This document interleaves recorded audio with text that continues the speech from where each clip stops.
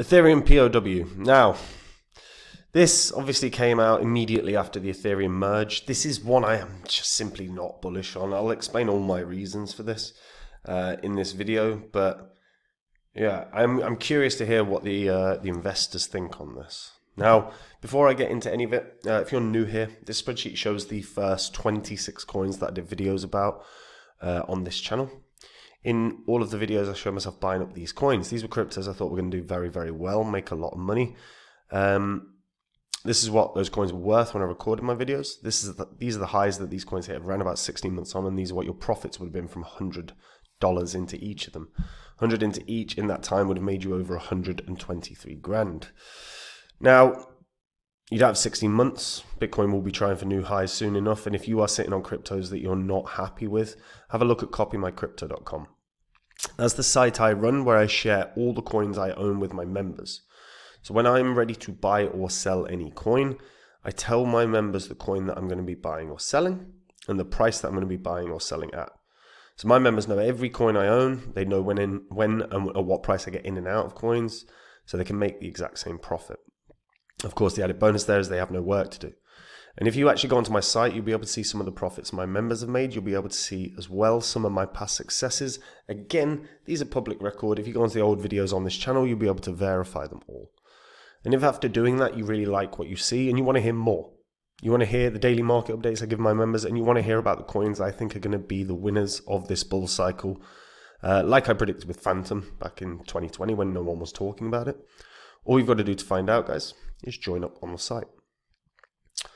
Now, EthereumPoW. So, it's a hard fork of Ethereum, which happened after the Ethereum merge. The Ethereum merge saw Ethereum go from proof of stake to proof of stake from proof of work, and there's a lot of people that prefer proof of work to proof of stake. So to keep options open for builders and developers on Ethereum and users as well, EthereumPoW was created. Now, the problem with that, from my eyes, is we already have it, right? So it's a clone. Basically, POW cloned the state of Ethereum at the block height of the merge. So this allows developers and stablecoin issuers to choose which Ethereum chain they support, or they can copy the app to both blockchains, whether it's Ethereum and Ethereum proof of work. Now, really the difference here is goddamn minimal. It's really minimal. But the thing is I don't see the point, right? I do not see the point. So Ethereum proof of work is basically keeping it as the original Ethereum. But the thing is, we already have an original Ethereum. It's called Ethereum Classic. Ethereum Classic is the proof of work. It was created when Ethereum itself had a massive hack and 3.6 million ETH was stolen. And what ended up happening was, to keep the integrity of the chain,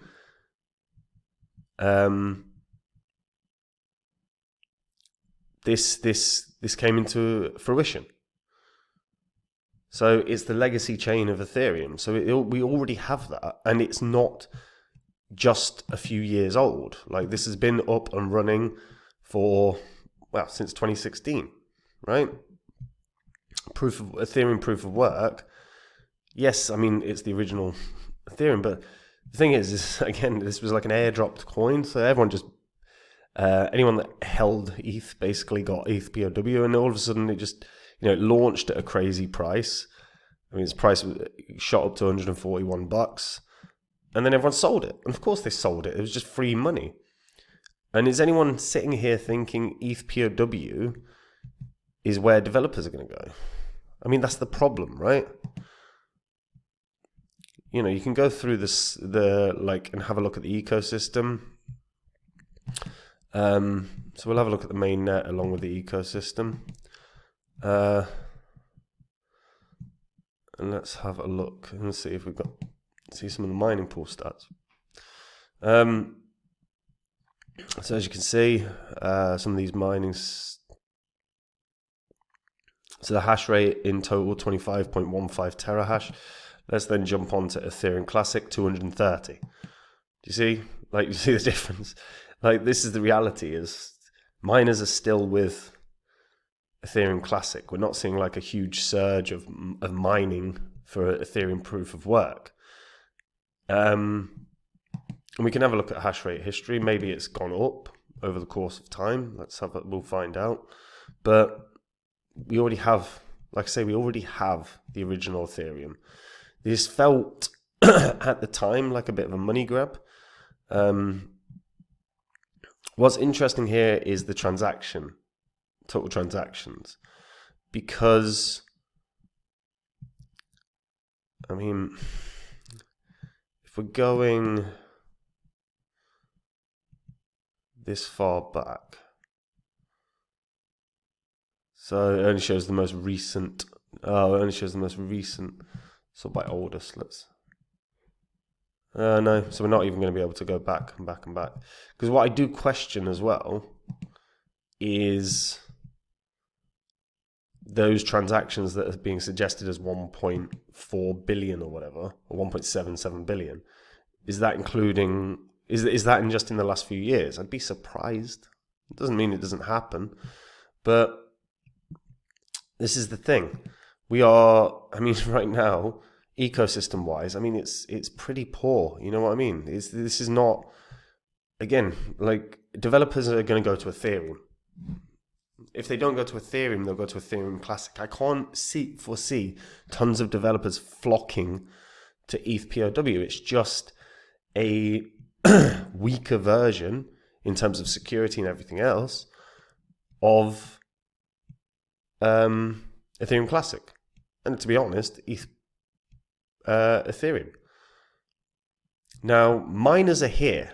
That can't be ignored. Miners go where the money is. So it's very, very possible this is going to have a little bit of a rally. But right now, I mean, that chart is so reminiscent of Zcash after Zcash's first run. I can't see a world where this does anything. Maybe does it get back to $4 or $5? Maybe it gets to 10. But the long-term view of this has to be death, in my eyes. Because the reality is again, the competition is, we're already rife with layer 1 and layer 2 competition in crypto. I mean, we have legitimately tons and tons and tons of it. But then this is a clone of 2 already existing chains. So there's nothing here where there is a reason for developers to come here versus Classic versus Ethereum. And again, we're now seeing blockchains that can do theoretical throughputs of hundreds of thousands of transactions per second. You know, already it's they're the shiny new thing, and developers are going to be going there. And long term, you have to view it as, why would this succeed? That's always the question, right? Why can anything succeed? So why can Ethereum POW succeed? Well, the only way they can succeed long term, because it isn't viewed as a store of value, clearly, and it isn't going to become a store of value. It's highly improbable. So then it's about development on the chain, and there has to be a shift. Whether it's that there is like a fund for incentivizing developers, but right now you've got to, like, I can't view this as anything other than something that's going to slowly die. I'm not saying it's going to die today or tomorrow, but in 5 years, I will be surprised if this has a market cap north of kind of 50 million. I think, and I'd be very, very surprised. I think we're just going to be in this slow death phase for this, because it's no different to what we've got. And it's weaker than all the new blockchains that were emerging that already have better development and they're only a year old. But I am really interested to hear about what people think about this, because there are miners mining this. So why you obviously view this as something that's going to make you money, because otherwise you wouldn't contribute like resources to mining it. So if you're a miner, why do you think this is going to succeed? If you're an investor on this, why do you think it's going to succeed? Or is this simply a coin that's traded heavily? Is that what it's going to be? I think that's probably the most likely thing. Very similar to kind of a Lunar Classic. But let me know in the comments, guys. And look, We're in a bull cycle right now. Bitcoin will be going to new highs. If you're not happy with the coins you own or you don't own any cryptos, get onto copymycrypto.com. Have a look through the site. That's the site I run where I share all my portfolio with my members so they know every single coin I own. When I'm ready to buy or sell a crypto, I tell my members the crypto that I'm going to be buying or selling and the price that I'm going to be buying or selling at. So my members get in and out of coins, same price as me, meaning they make the same profit without any work at all. Have a look through the site, watch the videos, verify everything. Everything that you read, that you watch, that you see, whether it's what my members have earned, whether it's my past successes, it's all on the history of this channel. And if after reading through it, you like what you see and you want to hear about the coins I think are going to be the winners of this bull cycle, like I predicted with Phantom. Bear in mind, Phantom, by the way, obviously now Sonic, that was a course I did. It was a $20 course where I said this, it was titled "This is the best investment of 2020, I think. It went up nearly 700 times. If you want to find out the coins I think are the winners, like I say, all you got to do to find out is join up on the site, guys. And if you do, I'll see you there. Otherwise, folks, I will see you in the next video. Take care. Bye-bye.